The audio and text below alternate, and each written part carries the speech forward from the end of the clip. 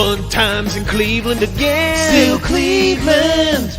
Come on down to Cleveland town, everyone. Under construction since 1868. See our river that catches on fire. It's so polluted that all our fish have AIDS. We see the sun almost 3 times a year. This guy has at least 2 DUIs. The flats look like a Scooby-Doo ghost town. Don't slow down in East Cleveland or you'll die. Our economy's based on LeBron James. Buy a house for the price of a VCR. Our main export is crippling depression. We're so retarded that we think this is art. It could be worse though, at least we're not Detroit. We're not Detroit. We are not Detroit. We are the Friends of Fantasy Benefits Baseball Podcast. I'm Justin Mason. That is Dave McDonald. Dave, how you doing, my friend? You're damn right. I'm good, man. How are you doing?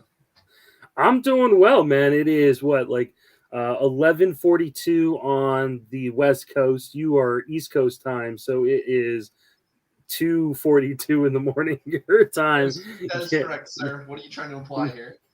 Yeah, we are up late. Had some scheduling conflicts that came up earlier, but we're here. We're ready to roll. We're going to talk some fantasy baseball, some news, some notes, some things to help you. Sorry, it's cute that you think that this is late because when I record with Jake, this is around the time that we start our 3.5-hour marathon pod. So it's not late for me. I'm totally down to go 3.5 hours. I can do it. I got no problem. It's no longer 95 degrees in my office. It's like a nice cool 80 degrees right now. So I can handle 3 hours, no problem. I'm like you guys. I'm one of these late night people, and people who are listening live. Apparently, there are a few late night people. Though I did say before we hit the record button, we may be getting some of the international audience, getting some people from Europe and the Middle East and stuff. I'm hoping so. I'm hoping that my buddy Daniel Fox in Israel. Shout out to Daniel there, and maybe even like you said, some of our English buddies, maybe Pete and Ryan are awake. Yeah, definitely. So if you're watching live, you want to throw some comments, we will see them and potentially flash them up onto the screen and talk about things. But before we do that, let's jump into the news. Max Scherzer, 3,000 strikeouts for his career, a pretty amazing achievement. And I think the question becomes, 1, is he an instant Hall of Famer? And 2, how high can he go? I think he's I think he's an instant Hall of Famer. I mean, his credentials speak for themselves, especially at a time where home runs are being hit everywhere. He's still, putting up ace-like numbers well into his mid to late 30s now. And I think I saw if he gets to 3,200, he's 12th all time. I think he should do that pretty easily. No, I mean, he's still pitching at a high level. It's hard to see him retiring within the next 2 or 3 years even. Yeah, I mean, I would assume he's going to get probably a 2-year contract from someone. My guess is he actually goes back to Washington. That's kind of what I thought his landing spot would be. But I could also see him ending up. I know he said when he was originally kind of being shopped around that he wanted to go to a West Coast team. So I wonder if the Angels would pony up some money. I mean, they're in need of a frontline ace. They wouldn't have to give a long-term deal, but I think that one might be a really interesting landing spot. The Mariners could be another interesting landing spot. They're a team that's on the rise, and maybe they don't want to invest long-term. Yeah. So Giants could be interested. I mean, there are a number of teams that could be interested on the West Coast in Scherzer. I mean, I know you're not the guy who knows what the ADP is going to look like, but I mean, he was a second-round pick this year. Yeah. And he's kind of backed up. I mean, he's definitely backed up, right? 2.17 ERA, 162 innings. I mean, he's got a crap ton of strikeouts, already 219 strikeouts this year. He's going to get probably another 5 starts, go 32. Is this a guy that you would take in the second round next year? Oh, man. You know how I am with pitchers of his age. It's so tough. Yeah, because you were out on Scherzer, and you got to take an L on this one because he's just been nothing short of fantastic. Absolutely. And what I always say is, when when you do things with a process, it's never about any one individual result. There will be misses. It's all about if I fade 10 guys for this reason and 7 of them ended up being correct, I don't really feel bad about missing on the 3. But yeah, I mean, point taken. Obviously, he's having a great year, and I'm not going to rule it out. I'll say that. But yeah, definitely taking an L. He looked like he was starting to fall off before this year, but now it looks like he's really reestablishing himself. It's something that I'll have to look into more because honestly, I haven't really looked that much into Scherzer because I have no shares anywhere this year. Yeah, I mean, and he wasn't necessarily great at certain points in the season. I mean, he struggled a little bit at the start of the season. He had a really rough patch in July. But, I mean, since the All-Star break, he's been absolutely untouchable. A 1.41 ERA in 64 innings since the All-Star break. He's been just fantastic. I think he's a second-round pick. And, I mean, I honestly, I think you can make the argument he should go back into the first round where he was going before he slipped into the second round this year. And people who are fading him, I understand people want to fade old guys. You're one of those guys who tends to like to fade old guys. I think, well, that is obviously there's a rationale for it, right? Because the older you are, the harder, especially pitchers, it's hard to keep up those insane amount of innings. Oh, yeah. There are unicorns. We have unicorns in our game. Nelson Cruz is a unicorn. Max Scherzer is a unicorn. And, yeah, I had no problem taking him in the second round next year.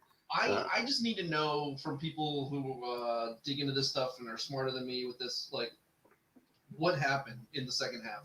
Why did he go to another level? Like, I just need to know that there's stuff that backs it up, that it's legitimized for me. So, in the off season, I'm sure we'll get into a lot more of this, but with all the sticky substance stuff, I don't know.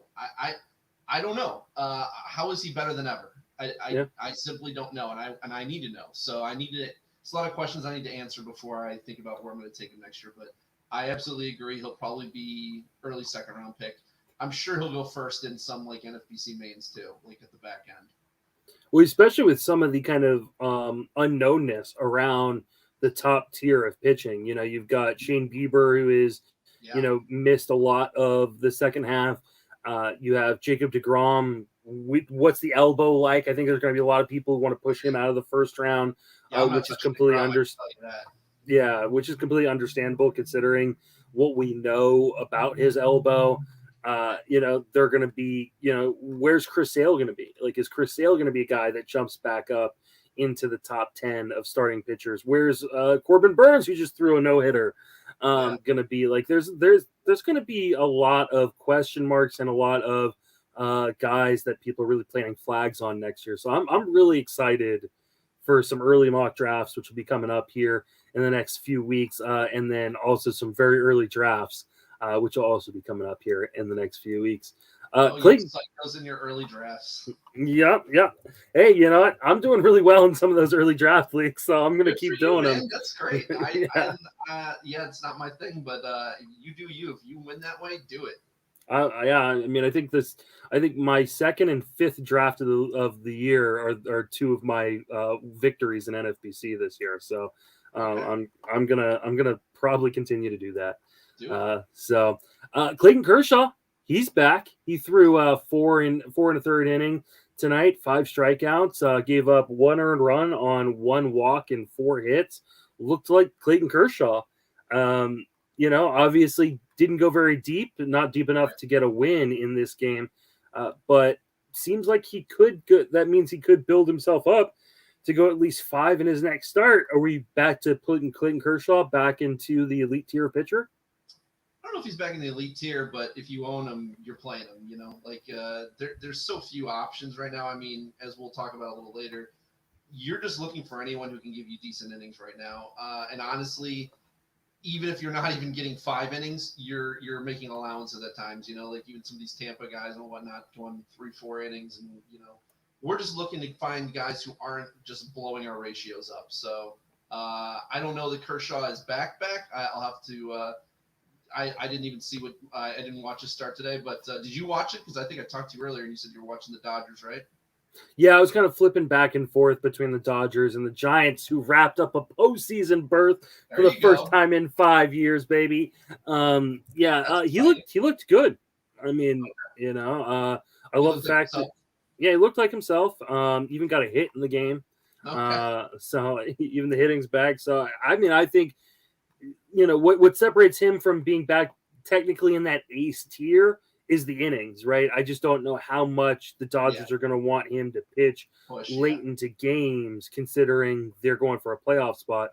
I think it's going to be start dependent, right? I mean, if he's in a 1-0 game or a 2-1 game, he may stay in because they want to keep it as close as possible. But they put, I think, 3 or 4 runs up on Gallen in the first inning, and it was like, okay, we can kind of cruise here and rely on the bullpen a little bit. So. I wouldn't think he'd go more than 6 until the playoffs, personally. But I mean, that's fine if you're getting 5-6 innings out of him. If they're good innings, you're fine with that. Yeah. Rupert from Scotland giving a shout out and also mentioning the fact that the pile has been replaced by the shelves. Yes, I have moved my computer from one location to another location, so because I've got two different computers I use when I record video, so that way I can kind of look up as opposed to having to move direction. So now you're getting a shot of some of my sports memorabilia that I have, and also my shelves of just paperwork and stuff like that. So I wish I had something better than just like my wall back there. So I might need to step up my background game. Well, in about 2 weeks, I'm going to be taking everything out of my office, and I will be insulating and drywalling. So in a few weeks, you guys will get a whole different background. It'll look a lot different and hopefully a lot nicer.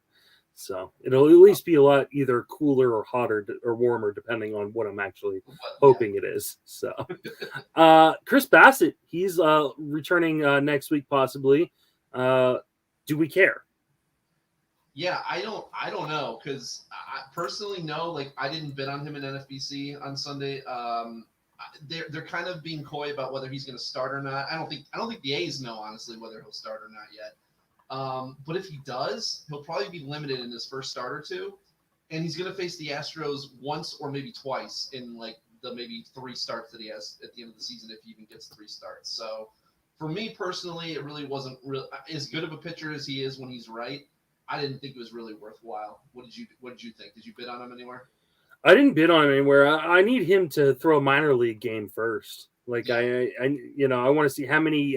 He threw like a 30-pitch bullpen, but there's a long ways between a 30-pitch bullpen and 5 major league innings. And like you said, the end of the season schedule, though, the Astros may have things wrapped up here, by the time he gets back. So it may be a weaker Astros lineup than you would expect. But ultimately, I think he'll start once he's back. Like, I think they'll put him as a starter, but I don't know that they're just going to go deep enough to get a win. So I don't know that you want him. You may actually want, like, use Mero Petit more than a guy like him. Yeah, they were talking about using him as a multi-inning reliever possibly as well. So, I mean, it's possible that he's usable, but I think he was a $1 pickup max, and I think anybody picking him up hoping to get 3+ actual legitimate starts out of him, I think you're going to be disappointed.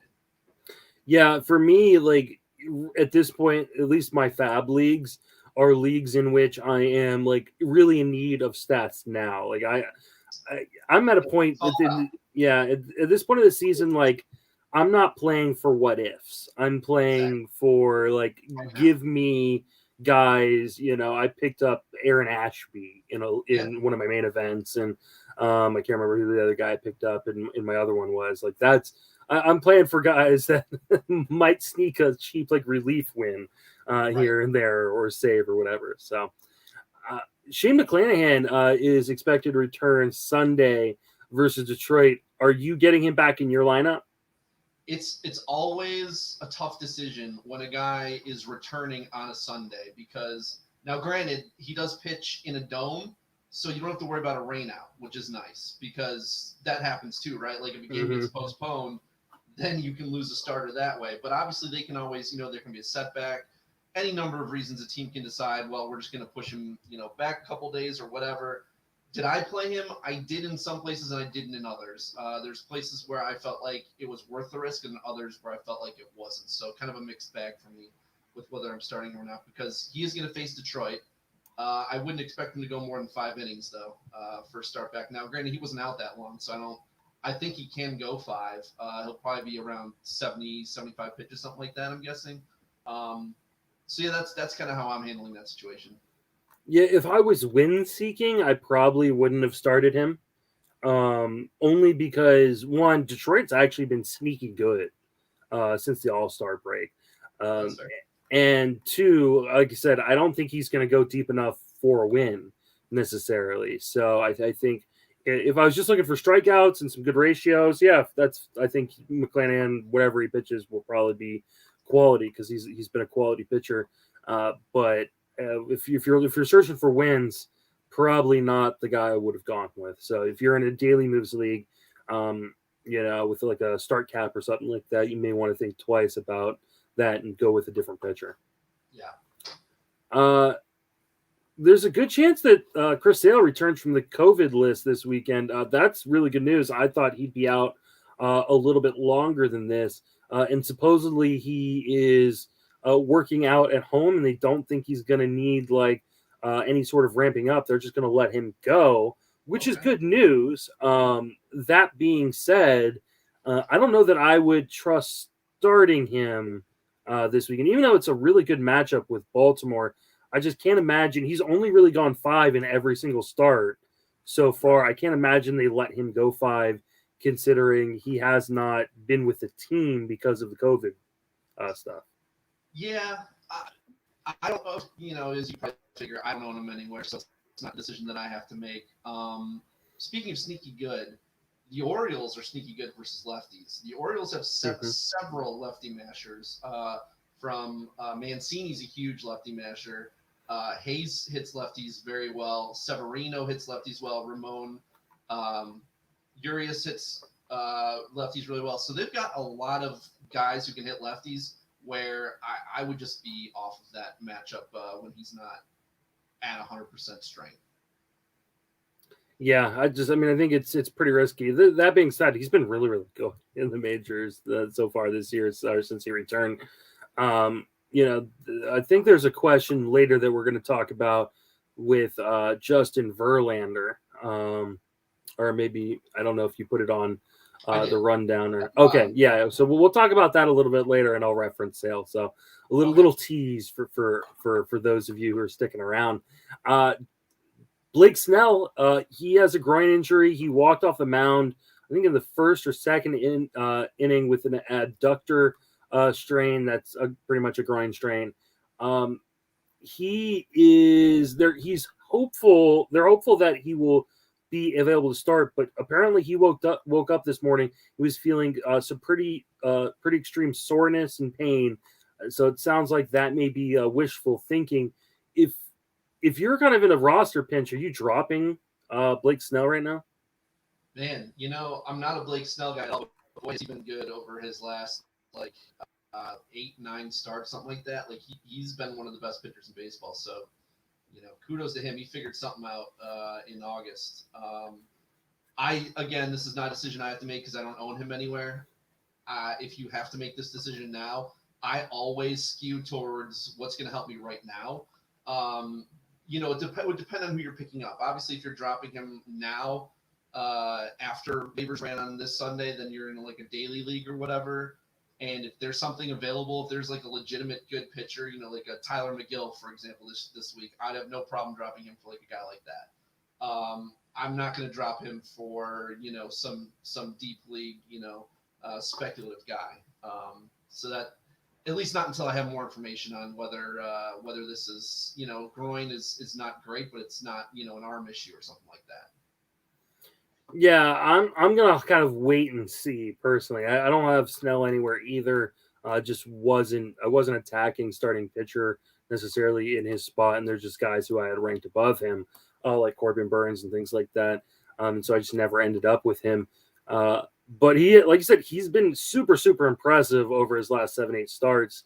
And so you kind of want to hold on to that if you can. and kind of stash it and kind of see what happens. If he does hit the IL, we're getting to that point where there's like 20 days left in the season. So someone who goes on the 10-day IL is missing at least half of the season remaining. So that's a huge chunk. Getting a little talk about my beautiful beard. This is my San Francisco Giants playoff beard. It has achieved its goal, but we're not done yet. We got to wait until World Series time comes around for it to truly have done its job. So Jake Fraley is due back sometime this week. Are you picking him up in leagues where you might need a little power speed? I had him as like a back end claim. I didn't end up getting him anywhere. I got guys earlier in my claims list for an FBC this weekend. He was a guy who, before he got hurt, he was starting versus all righties and sitting versus lefties, and so I expect them to do that once again. Obviously, Marmolejos doesn't need a roster spot once he's back. He's not a guy you can help who can help you with your average, but gives you a little bit of pop and a little bit of speed too on a team that's competing to win. So they're going to play. I assume they're going to play him. I think he's very under the radar. I don't know that many people were thinking about him on Sunday. Yeah, I mean, he's been kind of just sneaky good. He struggled in the month of August, hit 172, 2 home runs, 2 stolen bases, which is nice. Still a little pop, still a little speed. You kind of wonder if he's going to turn a little bit back into the pumpkin that he had been previously, a la his teammate Dylan Moore, a little bit. So I think he's a deep league guy that can be a little bit interesting, but I don't know that I would put a huge amount on him in like Fab, and if you have Fab left or I just don't know that I think he's fine player, but I don't think he's like a guy that's going to light the world on fire. I could get hot though. You never know. No, Taylor Wall. At their schedule, I think they also play a bunch of lefties coming up, so I don't know how useful he's going to be. He would be a $1 pickup at most. If they play a bunch of lefties coming up, that means your boy Dylan Moore might be worth picking up because Dylan Moore still can hit some lefties. So that's all he can do. I mean, if you're desperate for steals, that's about it. Man, he's been a disappointment. He hit a homer the other night. So. I saw. Yeah, that was this first hit in the last month. Felt like it. Taylor Walls, he's now kind of starting with Wander Franco hurt. Any interest in Taylor Walls in Tampa Bay? Yeah, in the main event, Tony and I picked him up for $1 where we needed another middle infielder. He had a good schedule this week. I think they had 7 games, they're going to play him. I think pretty much every day. I don't know that they have anybody else on that roster who's like a legit shortstop without Wander there. He runs. So, he had 28 steals in 2019 through 2 levels in the minors. And then he's got 13 steals this year. I mean, he doesn't run a ton, but, if you're looking for some under the radar guy who's going to be playing every day, granted bottom of the lineup, but who runs a little bit, Walls might be that guy. Nothing that I'm super excited about, but serves a purpose. Yeah. I'm not a big Taylor Walls fan. I'm not a believer. I think he is a glue guy, one of those guy. He can be an accumulator maybe if he played a full season, but one, I don't know that they look at him as a talented enough player to be an everyday guy. And 2, there's not enough left in the season to really accumulate. So I'm not buying in on Taylor Walls at all. Jake Cronenworth, I'm surprised he broke a finger and he's somehow going to avoid the IL here, which means Fernando Tatis Jr. will move back to the outfield, which I think is nice because he can gain some outfield eligibility coming into 2022. But a little bit of fallout here, Tommy Pham, he's going to go back to being kind of a part-time player. Adam Frazier, Will Myers also going to, I think, probably kind of trade off a little bit more than they were with Tatis back at shortstop. How do you think this all shakes out? Yeah, it's tough to read the tea leaves there sometimes. but it seems like they're not playing Kim anymore. So I think Frazier, I mean, at least not more than just like occasionally. Like it seems like Frazier's playing more or less most days, anyways. And Myers had kind of established everyday playing time before Cronenworth got hurt. I thought Cronenworth was going to be out like basically throughout the rest of the regular season. I was shocked that they're not putting him on the IL. Yeah. I dropped him in a league. I just assumed he was done. Yeah, I don't blame you. It's pretty shocking, but yeah, I mean, obviously they don't want Tatis at shortstop because they feel like he's more prone to injury there. So they're gonna move him back out to the outfield. Yeah, everybody lives a little playing time, but I think Pham is the big loser here. Yeah, which is unfortunate. Pham, man, he hit a ball tonight that in any other ballpark other than San Francisco would have been a home run. Absolutely crushed a ball that just, I think, I don't know who was playing center. It might have been Duggar was playing center for the Giants tonight. Jumped up at the 391 mark in center and snagged it at the top of the wall and stuff. And it's just like, oh, that is gone in a lot of other ballparks. And it's kind of a bummer for him, but he also hasn't been producing the way he needs to produce in order to keep full-time playing time. It's really interesting because there's a lot of guys on this Padres roster that are just not producing. I mean, Cronenworth and Tatis have been carrying this team for a long time. Grisham has been awful recently. I think Grisham is actually droppable in a lot of formats. Machado has been struggling off and on in the second half. Eric Hosmer turned back into the Eric Hosmer of old, which is bad. So this is not the offense we thought it was going to be. And then they've had just so many injuries to this pitching staff. Like Jake Arrieta right now is a mainstay in the rotation because they have no other options. It's all just the ugly. That they poured into that rotation, and they're starting Jake Arrieta. That is so sad. Yeah. It's insane just like how this team has, Chris Paddock was put on the IL today. They have nobody like right now. They just I will say that I did call this. I said, a rotation with Lamet and Clevenger and Darvish. And honestly, Darvish has been the healthiest of them, but I mean, with Lamet and Clevenger, we knew that this was just waiting to blow up. We were like, okay, well, this rotation's not going to stay together for very long. But Paddock on top of that, and all of his struggles too. It's just been a real rough year for their rotation. Absolutely, it's too bad because they're such an exciting team. They'll be a team I'm back in on next year. And they're also a team, to be honest. Like I don't want to see them in the playoffs. No, you don't. I mean, because especially with Tatis there, anything can happen. Well, and I mean, Musgrove and Darvish, if Darvish gets right, if Snell is healthy, that's a pretty scary playoff rotation. Sure. And that bullpen, while the rotation's missing pieces, that bullpen is stout. That bullpen is legit. And I mean, they're a team that if they can backdoor their way into the playoffs through the wild card, they're a team that I don't want to see in a one-game playoff, and I definitely don't want to see in a long series. Definitely, I agree. Tim Anderson's back tomorrow. Thank God. Yeah, I mean, he's been hurting me. I feel need him back. Yes. So that's really good. Leury Garcia, what's going on with him? You think? Yeah, he was a guy who I was looking to pick up, and then when I saw Tim Anderson was coming back tomorrow. I noticed that Leury had been starting at shortstop every day. Now he plays a lot of positions. He's a hot bat right now for them, so they might just want to move him to the outfield or something. But I was talking to Phil Dussault, and I talked a lot, and I was just telling him like, hey, because he was mentioning Leury to me, and I said, well, just to let you know, Tim Anderson's coming back Tuesday, and he was like, oh shit, I missed that. So I was like, well, he could still start, like you could still pick him up, but I just wouldn't count on him. Like we don't know. And of course, they don't play until tomorrow. So for all your lineup stuff that you had to set today, you're kind of just left guessing. But just wanted people to be aware that we don't know what they're going to do there. But they kind of have a hodgepodge in the outfield, so they could easily slide him in there if they wanted to.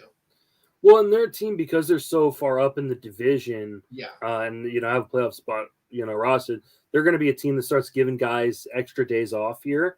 And that's where Garcia will find his playing time. Not to mention, Andrew Vaughn has really been struggling as of late. Cesar Hernandez has really, really been struggling since being traded to Chicago. Gavin Sheets has no business being even just a strong side platoon guy in the major league level. Remember when people were starting to get really excited about Gavin Sheets for some reason? Yep. Yeah, that was fun.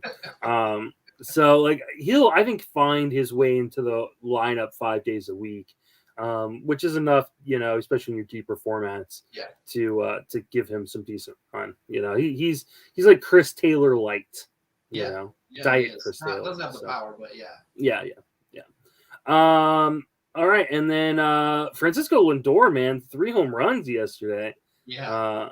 Is this like? Are we starting to there are people in the industry, I think of like Glenn Colton and Rick Wolf, like who have, through their smart system. Part of their smart system is they don't touch new guys or guys in new locations in that first year.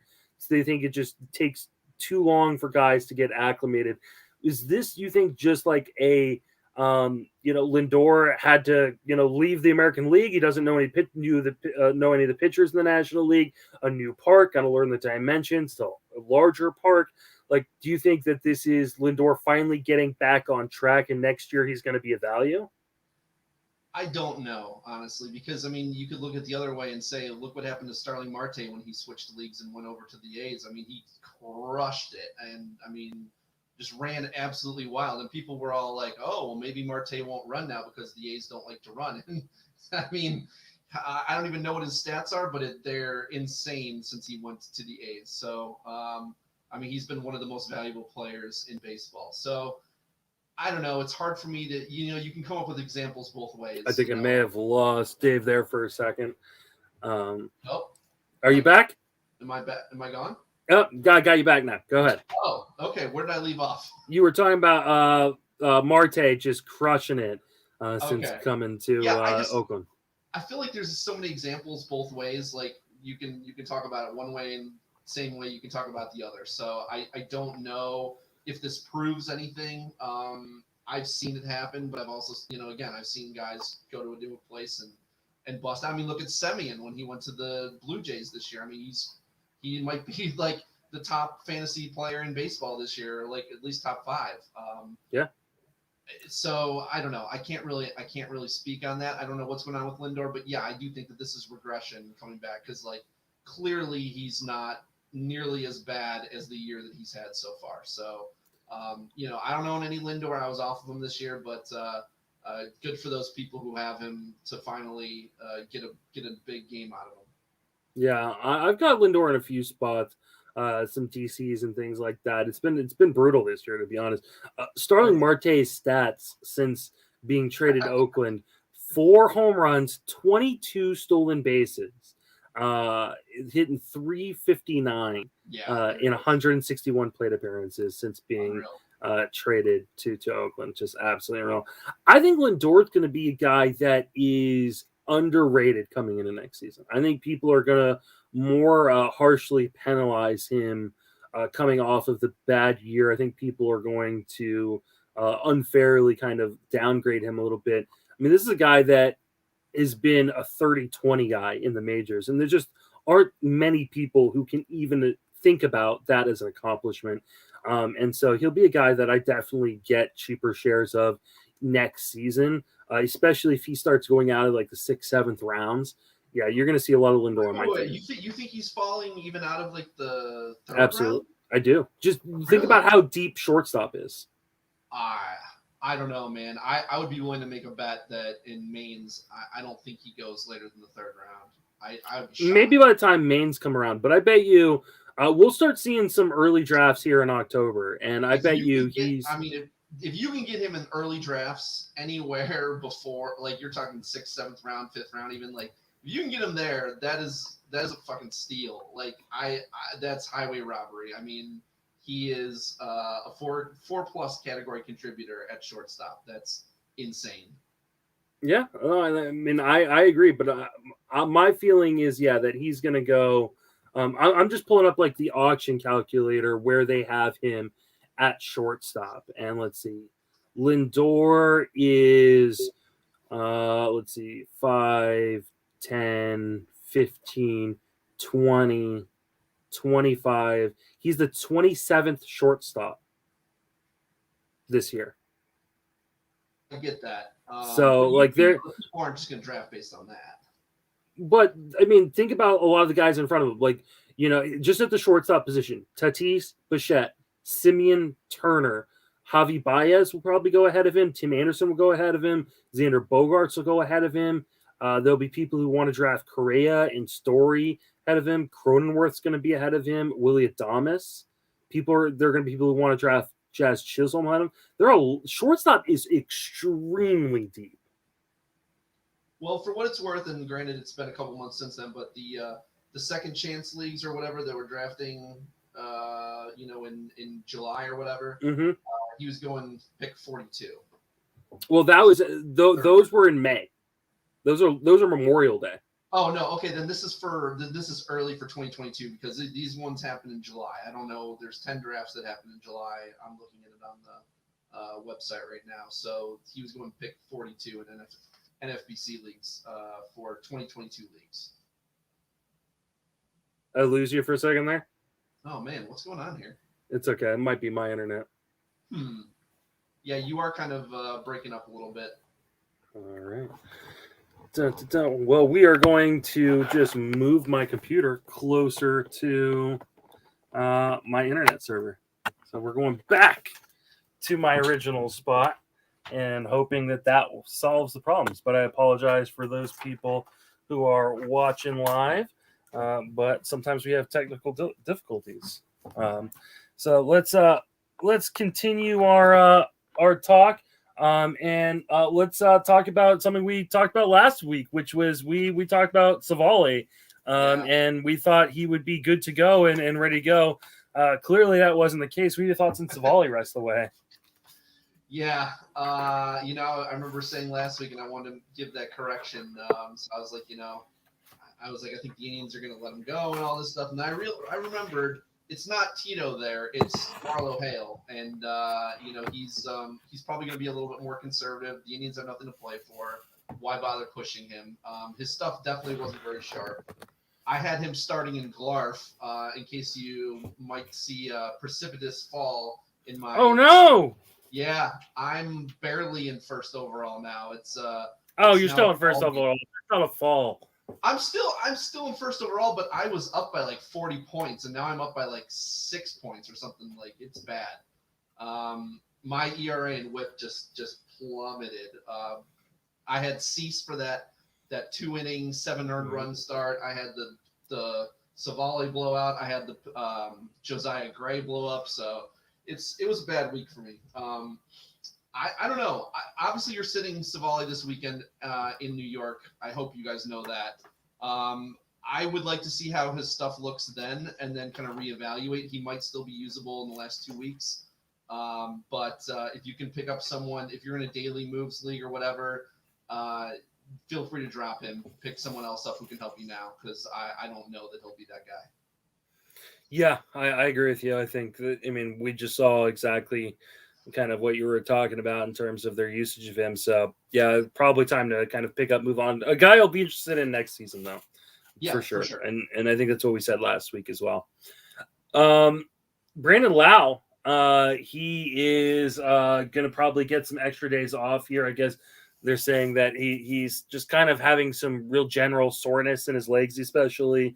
And they want to they give him an extra day off today after a day off yesterday as well. So the Rays are pretty close to locking up their playoff spot and their division.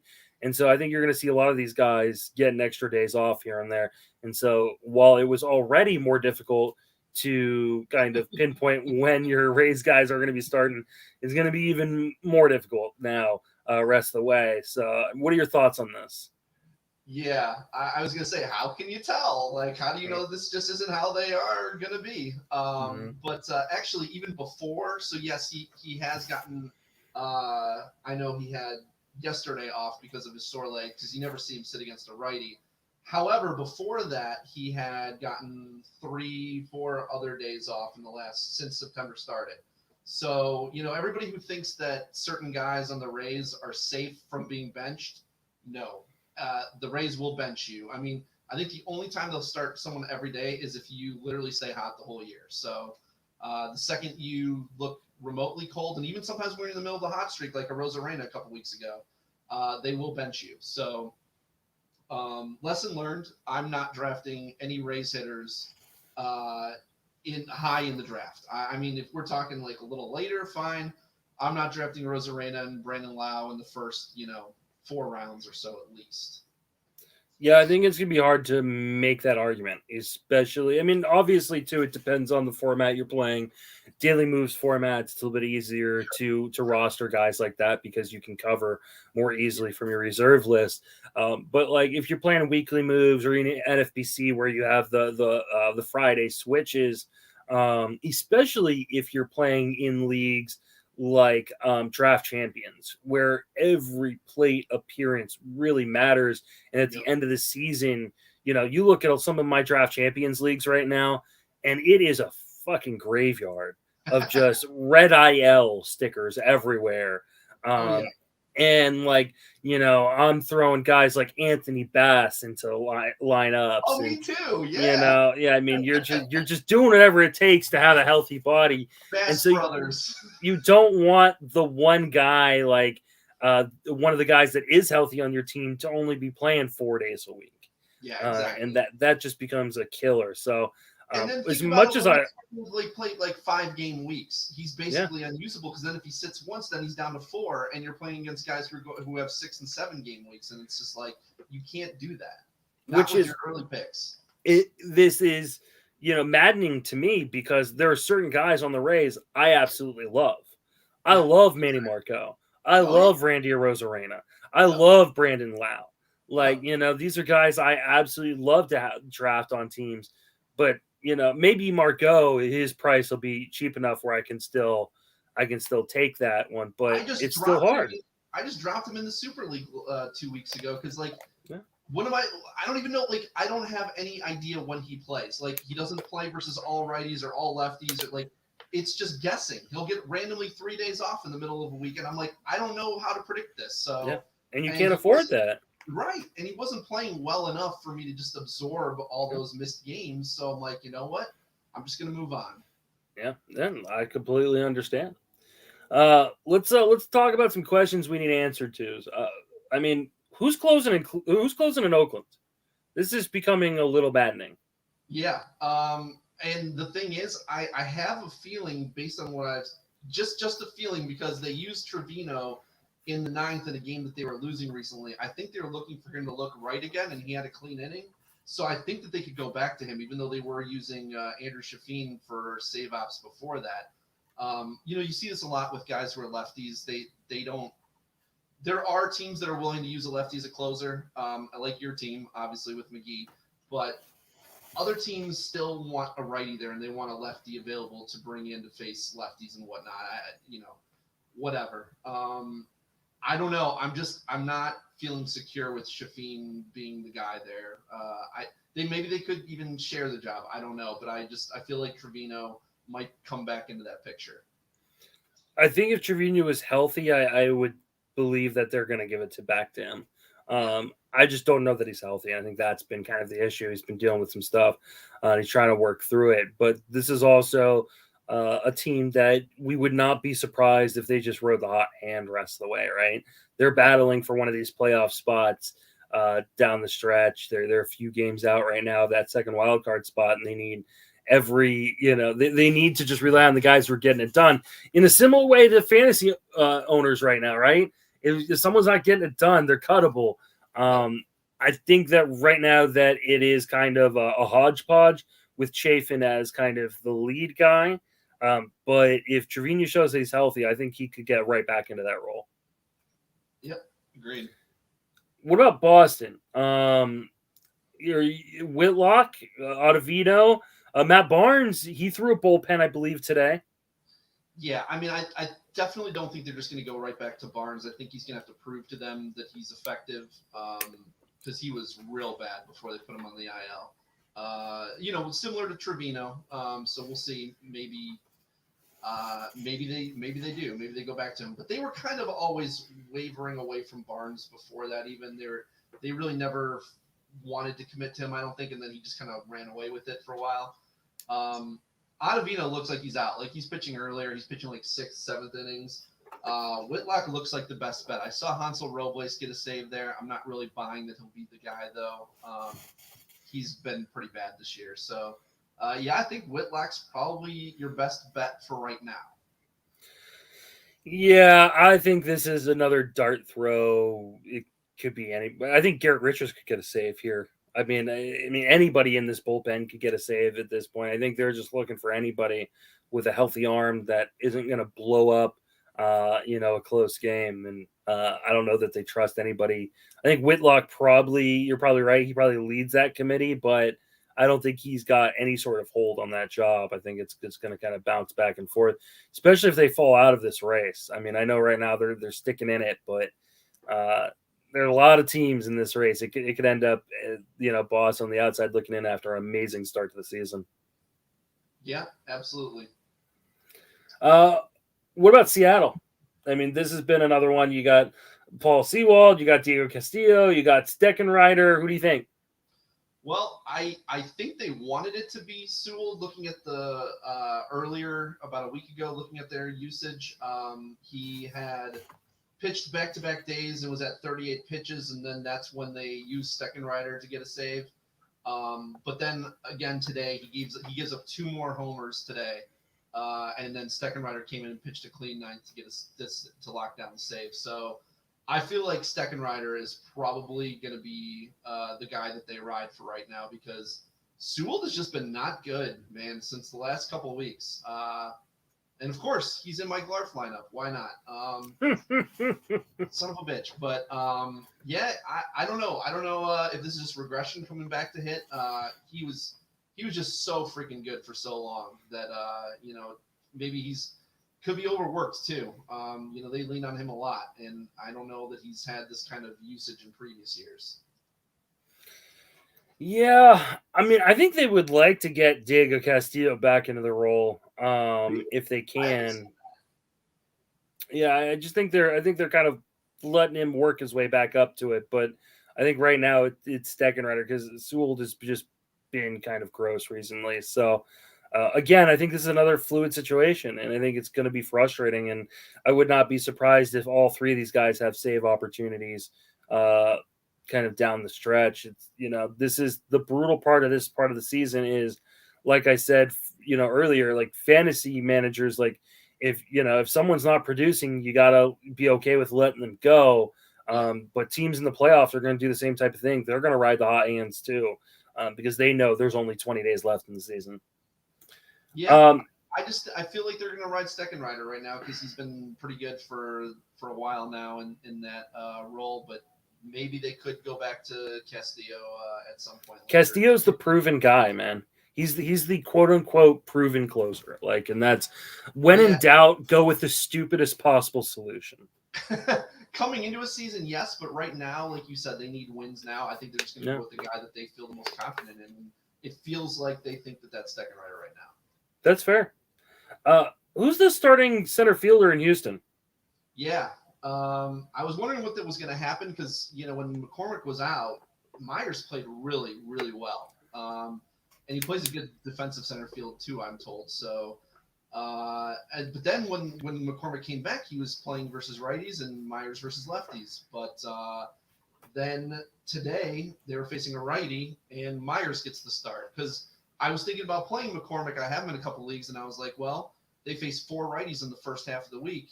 I could play McCormick and get 4 starts versus righties because he's been starting versus righties. But I kind of had a feeling that they might want to play Myers for one of those at least. And then the lineup came out today, and sure enough, there was Myers starting in center field. So he went 0 for 4 with a walk, though. That's true. I don't know. I don't know what they're going to do moving forward here. Myers has been the better hitter since McCormick came back, but I think the better question is, do we really care? I like both of them. If either of them were starting, I'd want them on my team.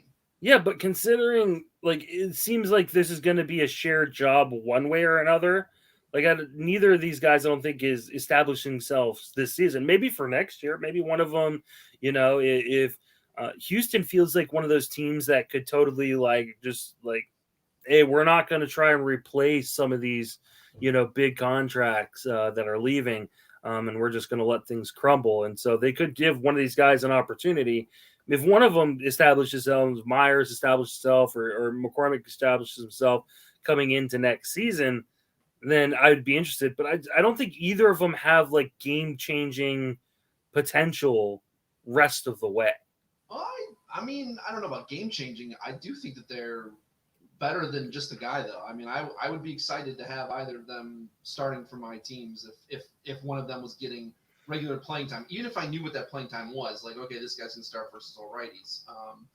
We might not get that though. It looks like so. Even though Brantley was out, they didn't start both of them. So yeah. All right, let's talk about the schedule a little bit. Giants have faced 5 righties this week. Plus, they get to go to Coors next week. How are you adjusting your lineups for that? Yeah, so for those of you who play in like daily lineups, especially, this is what I've been doing. Is making sure anytime I see the Giants go on a run of several righties or lefties in a row, I'm picking up those guys that correlate. So they're facing 5 righties in the next 6 games. So I'm getting Wade in there. So hopefully you saw that Brandon Crawford came back, so you got him back in the lineup. Brandon Belt, if he's available, get him in there. And even in like some deeper leagues, like even Tommy La Stella, who had a leadoff homer today, he was a guy that I added. I just wrote him up tonight for Fangraphs because of that leadoff home run. I think he is one of those guys. He's been leading off all week, over the last week for San Francisco. Starts versus every righty. Yep, he's one of those guys that versus righties. In your deeper leagues where he's still available, like that's a guy that could be a difference maker down the stretch. Especially going to Coors next week. I mean, I think he'll get probably 2 out of 3 against righties. And, you need to look for every little advantage in the schedule possible. And I know that it's a lot of work to keep, shuffling guys in and out of your lineups with daily leagues and everything. But this is how you win championships. You look at every day as I'm going to win this day, not I'm going to pick up these guys and then just play whoever. You need to be looking ahead. You need to constantly be looking at this stuff. And, so you've got San Fran going to Colorado next week. The Dodgers go to Colorado and they go to Cincy the next 2 weeks. Washington also does the same. They go to Cincy and then Colorado. And then Pittsburgh also goes to Cincy. And I mentioned Cincy because it's a big home run park. I mean, it's park factor-wise, more home runs there than Coors. Coors is more for hits and runs. But, when it comes to home runs, you want to be playing in Great American Small Park. Absolutely. Are there other teams that you're looking to load up on? Well, so out of those teams that I just mentioned, I was saying Belt and Wade and La Stella for the Giants. For Pittsburgh, Ke'Bryan Hayes might be out there because a lot of people might have dropped him because he was very unproductive for a while. Now he's been hitting a little bit lately, and he's running a bit too. And then Tsutsugo is over the last week has been playing every day. He's a guy who even in 12s I'm looking to add. If you need power. And then if you're in a deeper league, a guy like Ben Gamel plays versus righties. And when they go to Coors and everything, when they go to Cincy, he's a guy that I would look to play if you need to just get a guy in there. Washington, Lane Thomas has a little bit of pop and he runs too. Yadiel is another guy who he's been pretty good for a while now, but especially with this lineup coming up, we can go to Coors, go to Cincy, get Yadiel in there, and then for deeper leaguers, Alcides Escobar is another guy who he might be top 5 in runs over the last 2 weeks. Like he's been scoring a lot of runs for the Nationals. That's pretty much all he does. But if you're looking for runs, and that's something. That's most run scored is the most underappreciated offensive stat in fantasy. It's not sexy. No, but people forget about it. Yeah. The Red Sox, on the other hand, get 5 lefties this week. Yeah. You want to make sure you get. I don't think they're out there anywhere. Like Hunter Renfroe, probably owned, but make sure you have him in lineups. Bobby Dahlbeck is a guy who starts versus all lefties and crushes them. Make sure you get him in there. And then Kiki Hernandez is a guy who might have gotten dropped because I don't remember if it was an injury or COVID, but he was out for a couple of weeks recently. Mm-hmm. So make sure you get those guys in your lineups, in daily if they're available out there, pick them up and get them in there. And then on the flip side, make sure you bench Schwarber, Verdugo, and Christian Vasquez because they're all pretty useless against lefties. I think Schwarber has 3 home runs against lefties compared to 26 versus righties. Verdugo's hitting like 200 with like 1 or 2 homers versus lefties. And yeah, Vasquez is also just not very good. Yeah, Schwarber is historically atrocious against lefties for sure. Yes. So, yeah, I think this actually might be one of his better years against lefties. It is, but it's still not good. Cubs are have an atrocious schedule coming up. Philadelphia, Milwaukee. What are you doing with their players? Yeah, there's not a single good matchup all week. Like, Woba versus righties, lefties. I think the best matchup is like slightly above 300 Woba. So I'm getting guys like Ortega out and Patrick Wisdom, who are both kind of cold right now anyways. But then on the flip side, you've got Ian Happ and Frank Schwindel, who are just destroying the ball right now. So regardless of how good the pitchers are, I'm not taking those guys out. I'm leaving them in my lineups. Now, Did you leave Schwindel? Sorry, did you put Schwindel? I did. Last week. I did put him back in my lineup. I was able to put him in on the Friday moves last week and left him in at the beginning of this week. Yes. No. Might not be a big week for him, but so guys, if Happ and Schwindel don't have a huge week, don't think that that's them going cold necessarily. They face a ridiculously tough pitching schedule, and a lot of times people they don't realize that's what gets hitters going. Like that's when you see a hot streak. It's generally when hitters are facing, really bad pitching. And so then they start hitting them. Sometimes it carries over and then they start hitting better pitchers after that. But there's a lot of streakiness in baseball, and a lot of it just comes down to your matchups and who's got easier matchups to hit off of. Yeah, I mean, for instance, the Cubs are going against Kyle Gibson, then Ranger Suarez, Zach Wheeler, and then they face off against Adrian Hauser, Corbin Burns, who just threw no-hitter, and Eric Lauer. So, I mean, that's a pretty rough schedule. All those pitchers have been pitching well. And I was going to say, and for those of you who think that Lauer and Hauser sound like good matchups, they're not. They've both been really good lately, and they do not allow a high WOBA. If the Cubs who are not Happ and Schwindel, you want to get them out of your lineups for this week. Yeah, absolutely. Hey, so let's talk about some September lineup moves real quick. Just kind of a general PSA. Don't be afraid to drop guys even in your shallower formats. Like if a guy is not producing and you don't think that there's like an obvious sign that they can produce, it's time to cut bait. I think we've already said this 3 or 4 times throughout the episode. Yep. So and maybe you end up picking them back up again later, but don't be afraid to. I put a couple of guys in here as examples. Like in my Fantrax leagues, I dropped Patrick Wisdom, I dropped Hamer Candelario, I dropped Andrew McCutchen to pick up guys like Yoshi Tsutsugo and Brad Miller and Jesus Sanchez and Brian De La Cruz and Brett Gardner. I'm surprised you dropped Candelario.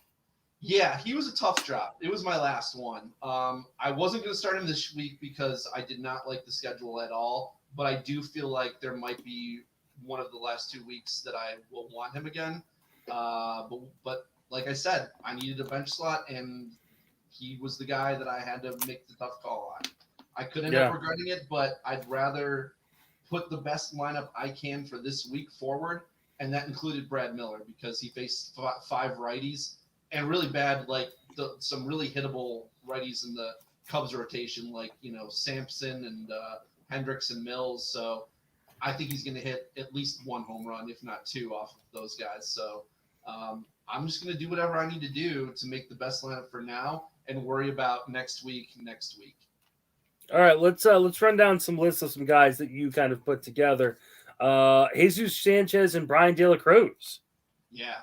They're facing the Nats and the Pirates this week, and it's kind of like the opposite of the Cubs situation where they're just they're all high WOBA allowed against it.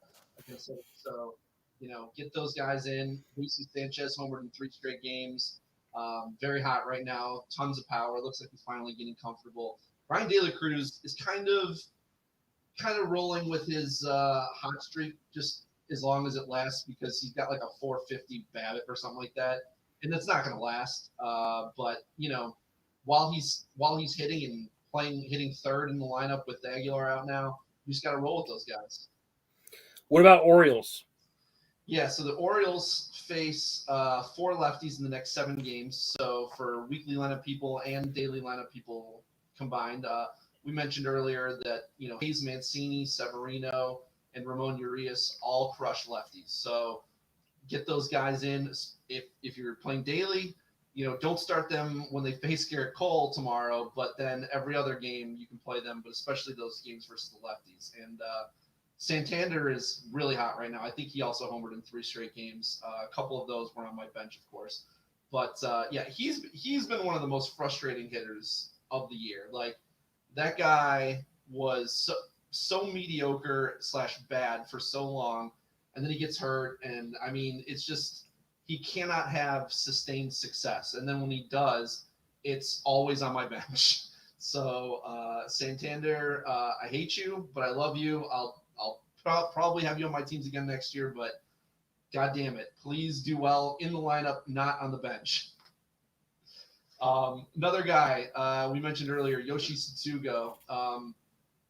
He's crushing right now and hitting 2 through 4 on the Pirates, in really good run-producing spots. He goes to Cincinnati next week. So if you can pick him up now in anticipation for that, I think he'll have a big week. We already talked about Brad Miller. Brett Gardner was a guy who, I don't know, did you see people picking up Brett Gardner in any of your NFBC leagues? No? I didn't notice it, but it doesn't mean it didn't happen, but I didn't notice it. Fair enough. I actually got him 5. I bid $5 on him, and there was no backup bid. I was kind of surprised. He's playing every day and hitting second for the Yankees right now, and he's producing. Pretty sure he stole a base today. I was watching the game. I want to say he stole a base today. I'll double check real quick. Yeah, double check for me because I missed that if possible, if he did. But I mean, I don't know that people were kind of asleep at the wheel on him. But yeah, I mean, anytime you've got an offense like the Yankees and you're hitting second there, that's a lot of run production. I'm wrong. He had a double is what it was. Okay. I just saw him sliding into second. I assumed it was a stolen base. Fair enough. And Gardner also gets Baltimore's horrible rotation, followed by some of Cleveland's lesser guys. So I definitely think he's in for a good week overall. Now, how about Yahel Pozo? I didn't see a lot of people bidding on him. I think it's because he kind of flew under the radar because he's actually a guy who's starting every day at DH, but he has catcher eligibility. But people didn't realize that he was starting every day because he played 2 games in an NL Park last week. And I think people just saw him benched. And if you're looking at the lineup tracker, you just see that he's benched. You don't know why. But it was because they were in an NL Park. Well, when they're back in an AL Park with the DH, he's playing every day. And he has catcher eligibility. And he's hot right now. So I was thrilled to get him for $1 where I needed a catcher somewhere. So if you're looking for a guy who can just – that's the thing. If you play every day and you're a catcher, you already have a huge leg up. There's outside of JT Realmuto and Salvador Perez, there's really nobody else who plays every day at catcher.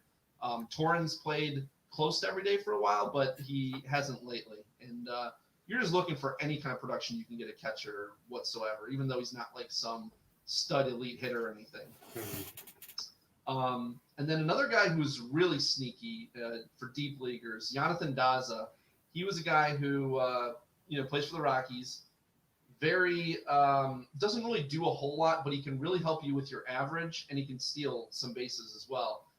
Connor Joe usurped his role back when he was still healthy, but then when Joe got hurt, kind of opened the door up for Daza to come back. And the Rockies are away this week, but then in the last 2 weeks they do have a couple series. I think there's 3 series left in Coors for the season. So He's a guy who I think you can throw in there, and get some runs, maybe get a couple steals, and hopefully get a bunch of hits to help your average.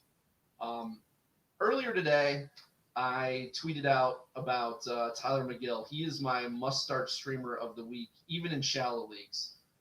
He has a home start this week against the Cardinals. I know he's been kind of up and down so far this year, but he really struggles versus lefties. He's given up a 4.08 WOBA against lefties, but he shuts down righties. He's only given up a 2.26 WOBA against righties. Well, the Cardinals have no lefty starters in their lineup, and they've only got 2 switch hitters in Tommy Edman and Dylan Carlson. So I foresee a dominant outing for Tyler Mcgill for this week. Do you have him anywhere? I don't believe I have him anymore. I mean, when he started struggling, I kind of moved on pretty quickly. So kind of a bummer for me because I would like him for this. I wasn't able to get him back in any leagues, unfortunately. So, but he's a fun pitcher to watch when he's on. I just, he lost a little bit of his command kind of after that hot start, and I just kind of cut bait. Yeah, and you see that a lot with rookie pitchers. There's just that inconsistency. I mean, we're seeing it with Josiah Gray and Luis Patino too. Logan Gilbert's been the same way. Yep. Anytime you've got rookies, man, starters, if you can avoid that roller coaster, do. But just try to be very judicious in where you start them. Absolutely.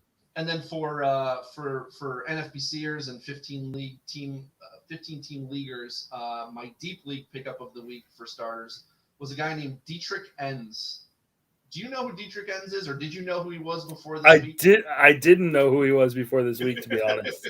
That makes 2 of us, Justin, because I also didn't know who this guy was. But this is more of the Tampa Bay Rays magic. They bring up any schmuck that you've never heard of before and turn him into a solid starter who probably won't go more than 5 innings, but regardless, probably will help you with your ratios. So it's funny, if you look at his minor league stats, they look like a guy who would never touch the major leagues before the COVID year, before 2020, because then we don't know what happened in 2020.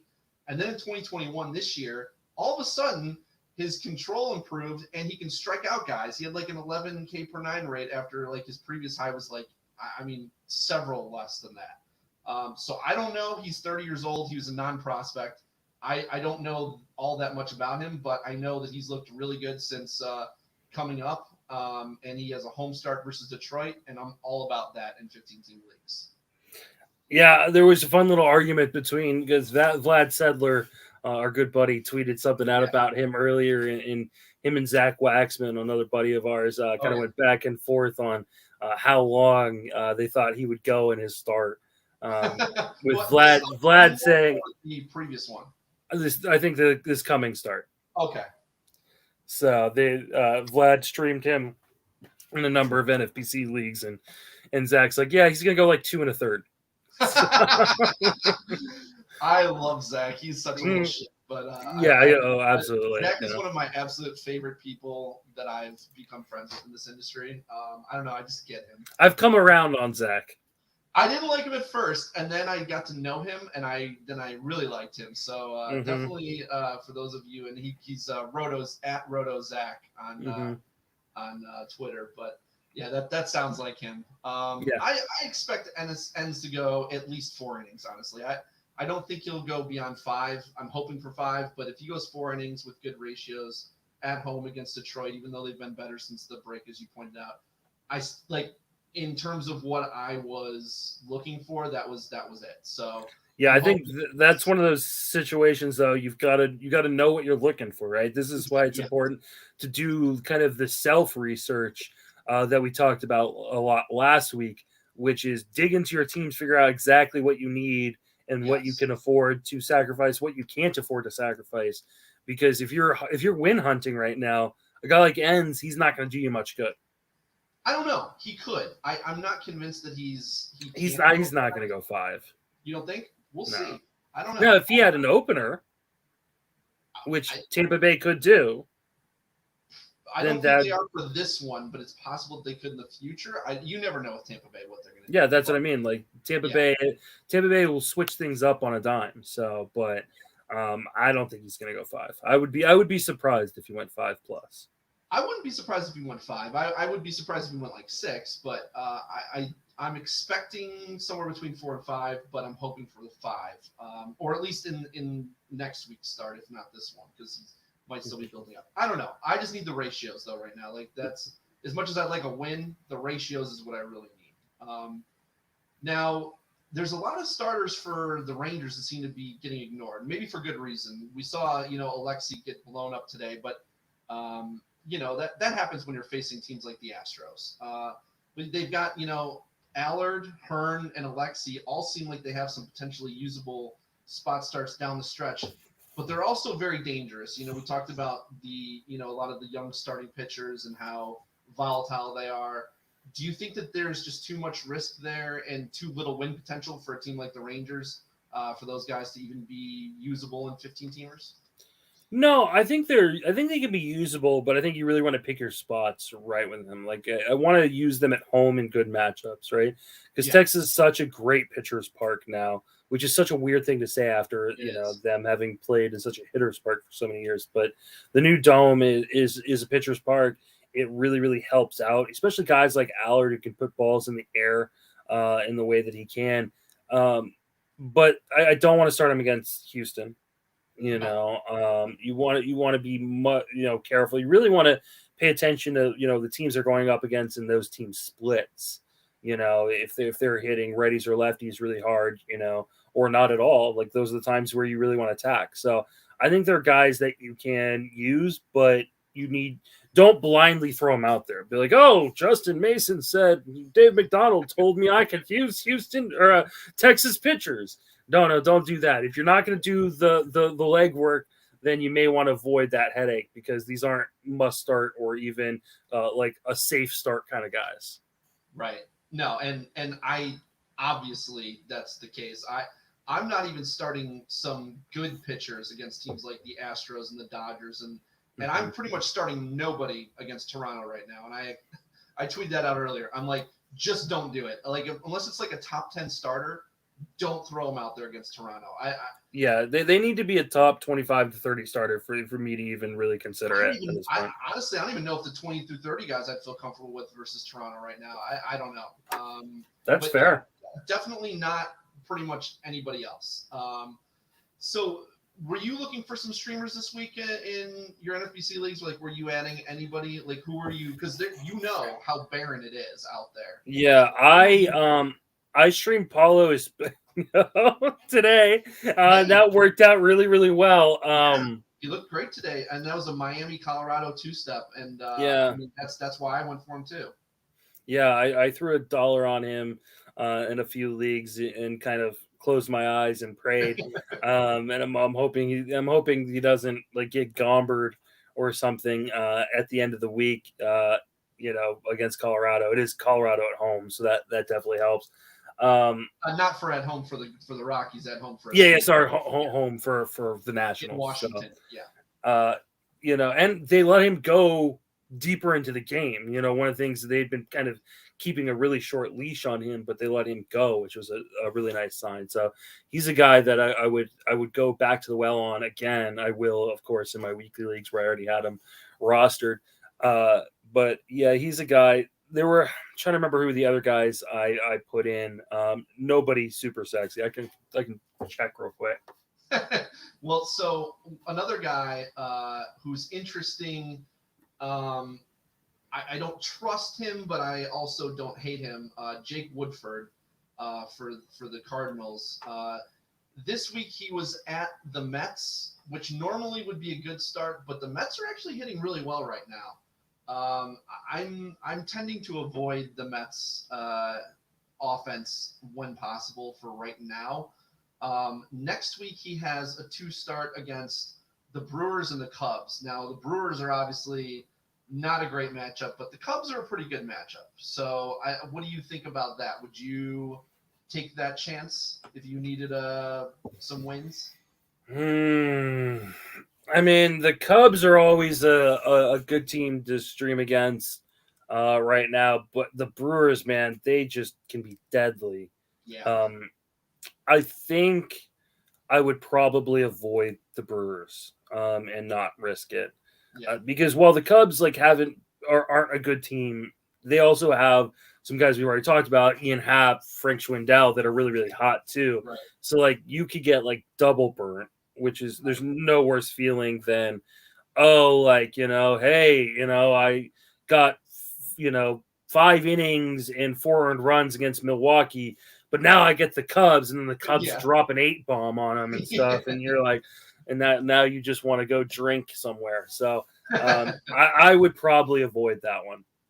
Yeah, it's sad when you're looking at guys and saying, oh, he's got like a 4.3 ERA, 1.4 WHIP. That's actually not terrible.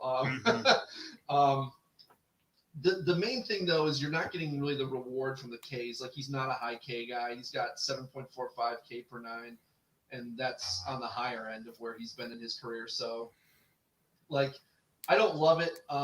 It was just for people who, if you need wins more than you need ratios, but I really hate blowing up ratios this time of the year because you have no time to recover. Yeah, you can't. There's no recovery time. So exactly, which is me and Garf right now. So I'm just, God. So speaking of dangerous guys, Antonio Senzatela, he's been on quite the roll lately. I think he's had something like, I want to say 5 straight good starts or something like that. I don't know, but this is a guy who, I mean, is extremely dangerous if you get a bad. He could give you a gommer for real, because he pitches in cores. So, but yeah, I mean, he's 3 earned in 6 innings, 2 earned in 7 innings, 1 earned in 6 innings, 0 earned in 7 innings, 3 earned in 7 innings, 2 earned in 6 innings. He's been on a nice run since August 11th. So. I don't know. And some of those games were against like the Dodgers and Atlanta and Philly and the Padres. Like, would you be willing to roll Senzatela right now? Man, this is hard because I think he's at Atlanta. He's at Atlanta this week. So would you do that? I don't think I would. Okay. One, Atlanta just saw him, and he's actually, if you look at just kind of the totality of his numbers, he's actually been worse on the road than he has been at home, which a lot of Rockies pitchers actually have been this year. And I don't know if it was on this podcast or a different podcast. I talked about this, and kind of what that comes from, because a lot of people are like, Coors. Well, some of these guys get used to pitching at Coors, and then they leave, and the movement on their breaking stuff becomes too explosive, and they can't control it or command it, and that ends up leading to home runs or lots of walks. And so I think that's one of the things that's been kind of plaguing Senzatela. And so, he's kind of done better because he's kind of had some extended road trips. So he had, two road starts in a row. I don't know that I would trust him. And then I believe he gets the Dodgers and the Giants for his next 2 starts. Yeah. Just 2 teams I'm not willing to fuck with at all. No. So, yeah. That's in Coors, by the way. Yeah. Oh, and they're cool. Yeah. Yeah. No, I'm just not willing to mess with those. So, right. I mean. But he does have a potential final week, and you can't really count anything in the final week, but he's lined up to be away against the Arizona Diamondbacks. So yeah, that would be one. But I mean, can you really roster a guy like Senzatela for that length of time? Yeah, I mean, it depends. You might, honestly. Yeah. It really kind of depends on there's so little out there. You need to look ahead at least a week, I think. So I think it would have helped if you were willing to roll him at Atlanta this week. But if you're not, then I don't know that it would be worth holding. Yeah, I've got Senzatela in a number of DCs. Oh, do you? Okay. Yeah, because I mean, I was, end of draft, I'm looking for guys who I know can rack up innings, right? In case my team is, and what starters are available at the end of a 50-round drafted hold? Colorado starters. Colorado starters, yeah. So I had lots of Senzatela, lots of Gomber, lots of Freeland on some of these DC teams. Okay, fair enough. I mean, hey, for stretches, Gomber and Freeland were actually very usable for a while, and I mean now Senza is on a little bit of stretch too. The problem with these Rockies pitchers is you just never know when the correction start is coming. It's like that's Marquez goes on a roll and he's got a 2.5 ERA over his last 12 starts, and then the 9 earned runs in 2 innings starts happens, and it'll be like the most random thing, like in a way start against the Pirates, and you're just like, are you serious? What the shit is this? Mm-hmm. Yeah, that's the difficult part, but that's why they're like kind of useful in these 50 round draft and holds, because you're not necessarily relying upon them ever, really. I mean, you're just kind of throwing them in there when like, oh, I don't have 9 pitchers, like, or I think in one of my DCs that I'm in, like the only way I can get myself or I can win the league is by just throwing as many starters as I can to get wins and strikeouts. I don't care about the ratios at all. And so like, I'm just, all right, there you go. I'm throwing in the Senzatellos. I'm throwing in, some of these, crappy ass pitchers that I know are, hey, they're going to go 5 innings, and that means I might be able to get 5 or 6 strikeouts in a start. Yeah. I mean, sometimes that's just matters more. That's what you need. Now, one guy who I ended up adding in a couple of my leagues, and I don't know if you went for him at all, but it's Sean Nolan, who faces Miami this week. Now, part of the thing that made him super under the radar was the fact that he's actually on suspension right now because he threw at Freddie Freeman. But he decided to drop his appeal and start serving his suspension, and he's due to come off on Wednesday where they don't have a scheduled starter.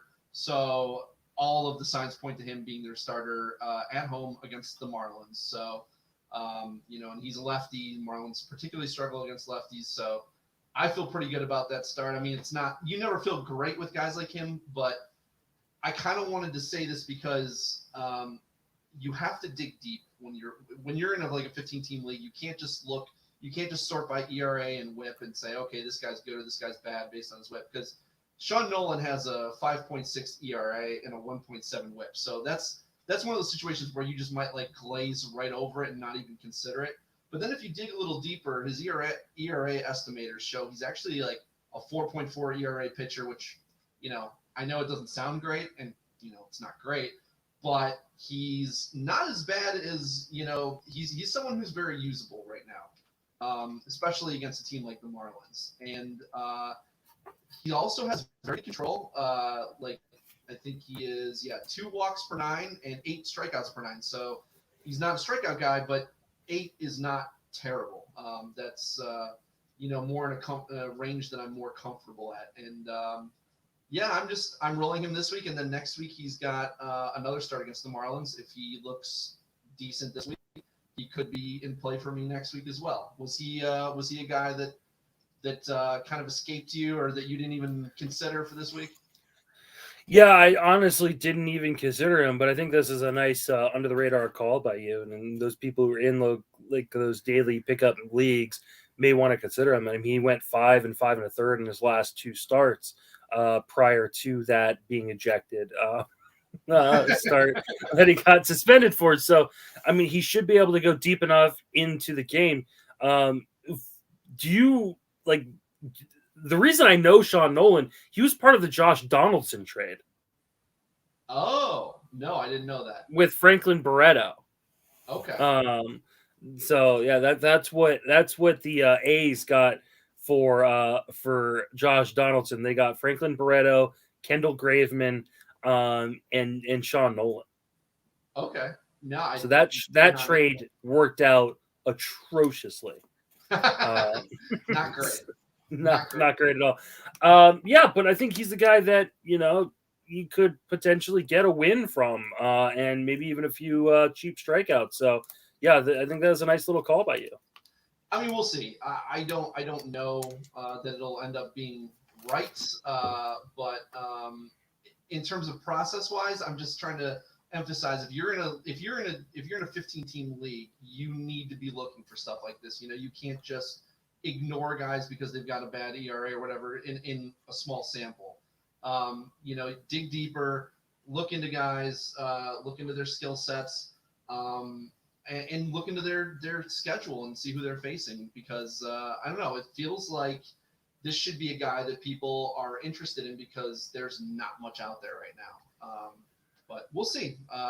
And I mean, here's the thing: like, if you are in one of those leagues where you can do midweek pickups, so whether it's daily moves or whatever, he has a 2-start scheduled for next week. If he does make that Wednesday start, it'll be at Miami and then at Cincinnati. Yeah, so the at Cincinnati one's a little scary, but they don't hit lefties very well. So that's true. It's not the same. Since he crushes righties, but they don't hit lefties. And Weaker's out too, but yeah, they don't hit lefties very well. The one thing I will say is I don't know of any. I mean, I guess there's custom leagues, but most of the daily move leagues are much shallower, so you wouldn't even be considering a guy like him. There also are no 2-starts in daily move leagues because you can just pick guys up. I'm in 2 leagues that have 3 pickups a week. Oh, okay. So, and I'm actually going, as soon as we're done recording, I'm going to go check and see if there's a pickup tomorrow, because I think there might be, actually. So, okay. And if there is, Sean Nolan will be on my team in that league. Hey, all right. So, I'm going to benefit from that. I don't know if anybody else will, but sometimes that's. Well, I'm hoping this isn't in the correction segment of our pod last week. Yeah. So I told you guys that Sean Nolan was a decent pickup to stream this week. I was wrong. Yeah, we may get crushed here, so we'll see. Now we got some listener questions. You had tweeted out prior to us coming on. If anybody had anything they wanted us to talk about. So we're gonna answer 4 questions or a few questions here. Richard Sands, he said, looking ahead to next year alone, how would you rank Verlander? He has top 40 SP in question in parentheses. I'd imagine he's on your do not draft list. Also, how about Alex Wood? Where would you be comfortable drafting him? Trying to decide if I should keep them or dump them to make room for the head-to-head playoffs. So this is a really interesting question because we had talked about last week, hey, we're probably not going to discuss a lot of stuff for next season necessarily because we're still focused on this season. But if you're in a keeper league and you're coming down the stretch and going, hey, do I keep a guy? That kind of makes this relevant now. So let's start with Verlander. Is he a guy you think you're going to be targeting next year? Not going to throw any innings this year because of Tommy John surgery, but he'll have had a full season removed from his TJ coming into next year. Let's see. Does Dave like pitchers coming off of Tommy John at age, 39? 50-something. Not throwing at all for the year. Richard even said, I imagine you will be fading him. Richard knows me pretty well, so we talk a fair amount. So he knows my stance. He's gonna be 39 next year, Verlander. So yeah, I mean, I'll read all the information that's out there and see what the doctors say and all that stuff. But he didn't pitch in 2020. He didn't pitch in 2021. 39 years old. I guess everybody has a cost. Technically, there's a place that I might be willing to trade to take him, but I have a feeling he'll have his stands in every draft that will take him probably at least 5 to 10 rounds before I would consider him. I will have my my starting pitcher ranks at least, and probably all of my ranks, my first run ranks, done by the time we talk next week. So you'll be able to tell us whether he's a top 40 pitcher for you or not. I can promise you he will not be a top 40 pitcher for me, at least in my initial ranks. I'm going to personally need to see him pitch before I put him in my top 40. That's 2 years off. That's I don't necessarily mind the 2 years off, but really? Okay. Because I want him to take the time off. The pitchers are better the longer amount of time they have off from their Tommy John. It is just a proven fact of Tommy John rehabilitation. The longer they have off, the more likely they are to become the guy they were. This is why, like, guys like Chris Sale, guys like Luis Severino, guys like Noah Syndergaard were kind of on my do not draft list coming into the year. Like, I think I have one share of Chris Sale that I got outside of the top 300 picks in a DC. And this is the reason why, right? Like, Chris Sale's given us 25 really good innings, but what the fuck does that matter? 25 Right. innings, that's all I got from a guy I spent a draft pick on. So I need to see him pitch before I'm willing to put him in the top 50 of my starting pitchers. And I won't have seen that by next Monday. And I probably won't have seen that until March of next year. And so the chances that he's going to be in my top 50 at any point before March of 2022 is extremely small. Yeah, and the thing about these questions is, for me, I always need to know the options. Like, if it's keep him or Antonio Senzatela, yeah, I'll keep Verlander over Senzatela. Yeah. But if it's keep Verlander or Tyler Mahle, yeah, it's not even close. I mean, it's Mahle by a landslide.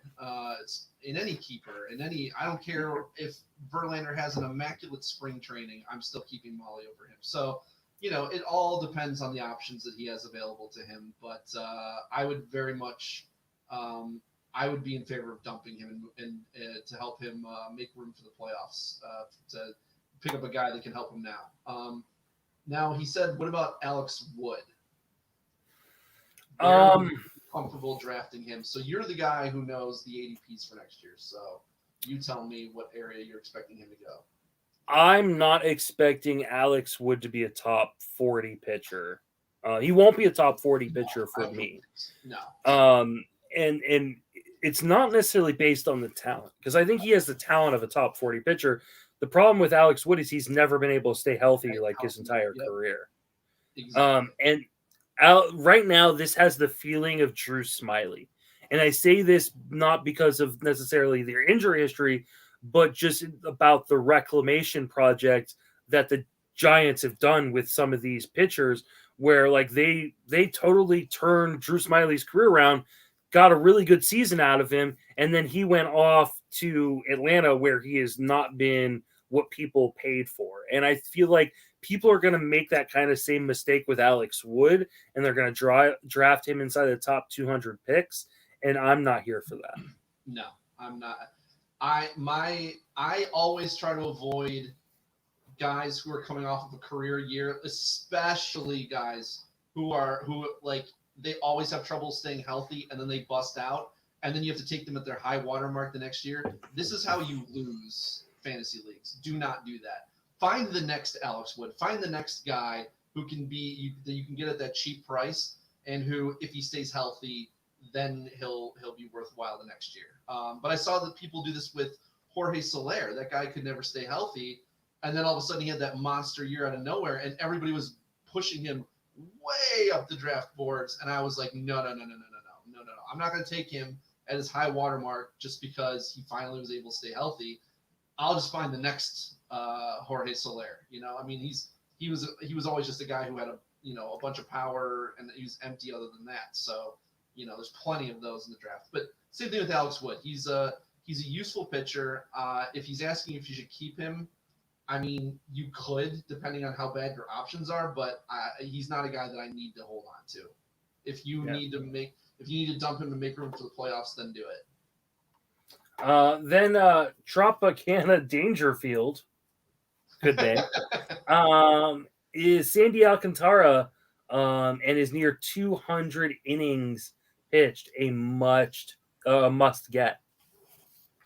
Yeah, I mean, I really like Alcantara, and he's not. I mean, I don't know what must get means, right? Like, he's not a top tier pitcher because his K rate isn't there yet, but he kind of reminds me of a budding Zach Wheeler. He's got that K rate that's like a little bit under 9K per 9, but it's also improved drastically from 2019, where he was at 6.9, and then he went up to 8.4, and now he's up to 8.9. And simultaneously, his walk rate has gone from 3.7 walks per 9 to 3.2 walks per 9 to 2.4 walks per 9 this year. So I really love both of those trends. But there's three things that really remind me of Zach Wheeler, and that's his velocity. He throws 98 miles per hour. He's a workhorse. They let him go deep into games. He goes over 100 pitches regularly, and that K and walk rate are very similar to Wheeler too. So could he take a step forward like Wheeler? Yeah, he could. I think he's a guy who I will probably have on some teams next year. What if I told you he has already taken that step forward? Okay. In terms of the strikeout rate. Okay. His strikeout rate in the second half, 10.69 strikeouts per 9, which is better than what Zach Wheeler is doing this season. His swing and strike rate is up over 15% in the second half. Okay. He is becoming the ace. He is becoming Zach Wheeler in front of our eyes. Right. And I think this guy is going to be drafted probably as around starting pitcher number 25-ish. And I think he is a top 20 starter next year. Yeah. I would love to get him. I hope people don't take him in the top 20, but I feel like he might be a guy who does get picked that high. He could. But I'll be here for it. I'll be okay with that. I mean, he's at 181 innings right now. And yep. I mean, this is a year where so many guys are going to have low innings counts going into next year that people are going to be hesitant to take them, thinking they're not going to be able to get to that 200 inning plateau. But he's pretty much there already. I mean, he threw 197 in 2019 too. He is 4th in innings this year. I'm actually, yeah, I'm glad that we had this question because I didn't realize he was that high up in innings pitched. Yeah, 180.2 innings. The only pitchers with more innings than him are Zach Wheeler, Walker Buehler, and Adam Wainwright. Yeah, Adam Wainwright, my God, that guy. That guy's been a league winner. I mean, people took him like in the last round of their leagues and picked him up off the waiver wire and have just profited. Not me. I think I've Wainwright in one DC. That's it. No, I don't have him in anywhere, unfortunately. And that's Jake's like favorite pitcher too, and I don't think he has him either. Yeah. All right, Gus Goldberg, head-to-head finals, 12-team on-base percentage league. For your MI, do you prefer Josh Harrison or J.P. Crawford? Harrison is the better ex-Woba guy, but Crawford seems to be hotter. Tommy La Stella, David Fletcher, Eugenio Suarez, Ahmed Rosario, and Jeff Mcneil are also available. Yeah, again, like I always feel like I just need more information. Like is OBP what he needs? Because several of these guys are really good OBP guys. I think overall, if you need OBP and like a guy who hits in a good lineup, in a good position in the lineup, who can get you runs, has some pop and some speed, I think Harrison's like the best all-around total package guy here. Very good OBP guy. I believe somewhere like in the 370 range. Now, normally, Jeff Mcneil would be like that elite OBP guy. He's had a real off year, though. He started to heat up a little bit more lately, especially at home. I think he's hitting 300 at home and like 200 away. So I think if this is like daily moves, I'm looking every day at matchups and picking whichever guy, has the best matchups. And I'm doing the same thing for weeks too. I'm looking at who faces the weaker pitching or, several of these guys, like Ahmed Rosario smokes lefties. So I'm looking at his schedule. I'm seeing, does he face a bunch of lefties coming up? Stuff like that. So it kind of just depends on what you need. Yeah, Rosario only faces 2 lefties. Because he was the first guy I kind of looked up. To be quite honest, I lean Tommy La Stella a little bit here. I mean, like you said, the Giants facing 5 righties and he's going to Coors, and only one of those Coors starts is against a lefty. So I think Harrison is probably the right answer, but I think if you're looking for something sneaky, La Stella might be the answer here. That being said, back to kind of your original point, more information. Yeah. I'm gonna step on my soapbox. Okay, stepping on my soapbox. I'm on my soapbox. For those who are just listening, you can't see, like I just lifted myself up a little bit. when you are asking someone in the industry a question, right, about a specific thing like this, right? Oh, for my league, who should I pick up? Or should I make this trade? Right. You need to give me almost a paragraph of information about your league before. You need to tell me format. You need to give me give me a screenshot. Like, tell me a format, head-to-head points, head-to-head categories, roto, how many teams, how many roster spots, right? What do you need? Yeah. Give me a screenshot of your team. Give me screenshots of your standings. The more information, the better. Because especially when we start talking about head-to-head leagues, like he says, head-to-head playoffs, right? So we know it's not roto. Okay, so that gives us some information. We can punt categories, right? OBP, so I mean, does that not mean head-to-head roto? Yeah, I assume that means head-to-head roto, right? Yeah. Oh, yeah. So, but I don't know, like head-to-head Yahoo League, where there's only 3 outfielders and there's no MICI. Is it head-to-head CBS, where there are those positions? He said MI, so he said middle infielder. So MI. All right, maybe he did give us a little more information, but this is just generally. It's not necessarily for him. It's just for other people. One of the most difficult thing to give advice for is for individual leagues, because unlike fantasy football, there isn't just one format for the most part. Right.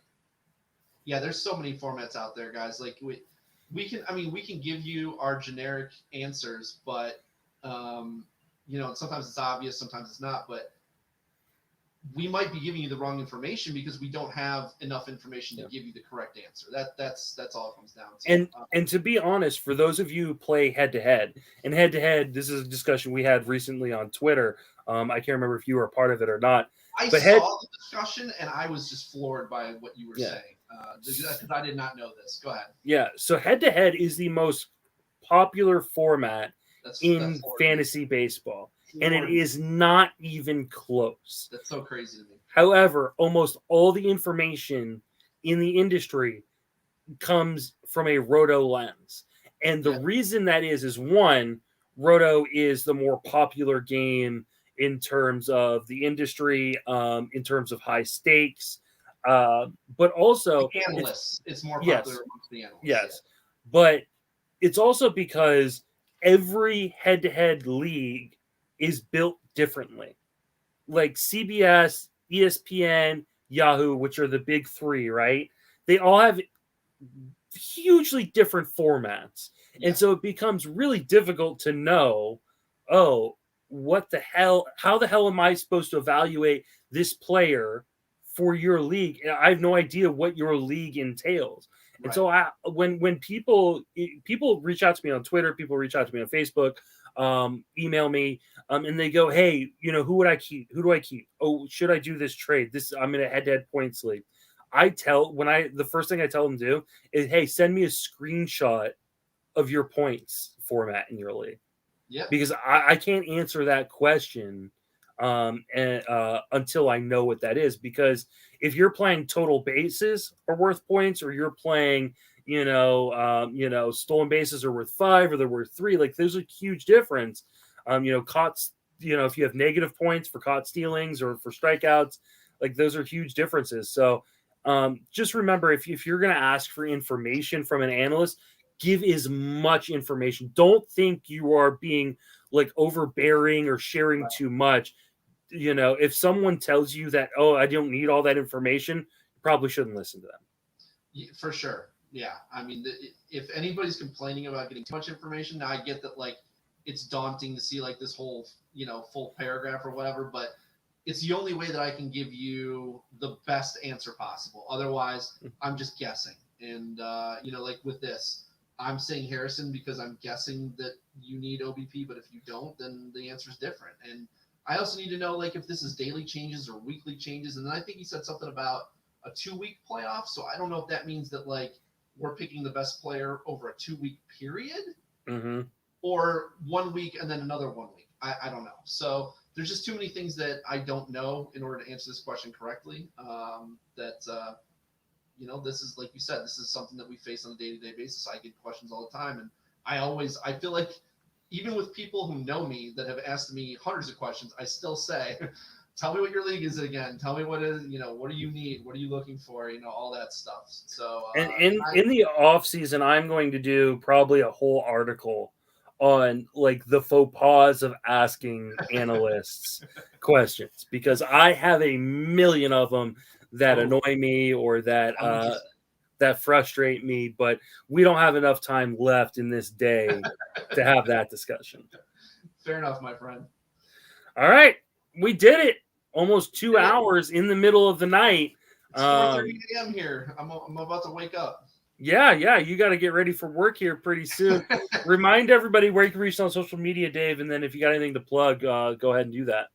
That would be at RunDMcD on Twitter, and I'm really just concentrating on finishing the season strong, so I don't have anything else for you guys right now, but stay tuned. There will be quite a bit going on this offseason, and feel free to reach out on Twitter. Yeah, you can reach me on Twitter at Justin Mason FWFB. You can reach Friends of Fantasy Benefits on Twitter at Fantasy Benefits. You can read my work over at Fangraphs. I got an article posting in like 2.5 hours.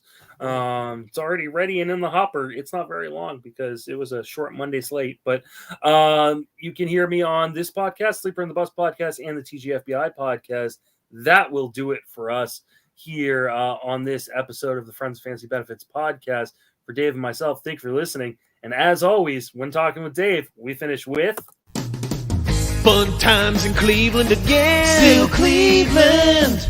Come on down to Cleveland town, everyone. Under construction since 1868. See our river that catches on fire. It's so polluted that all our fish have AIDS. We see the sun almost 3 times a year. This guy has at least 2 DUIs. The flats look like a Scooby-Doo ghost town.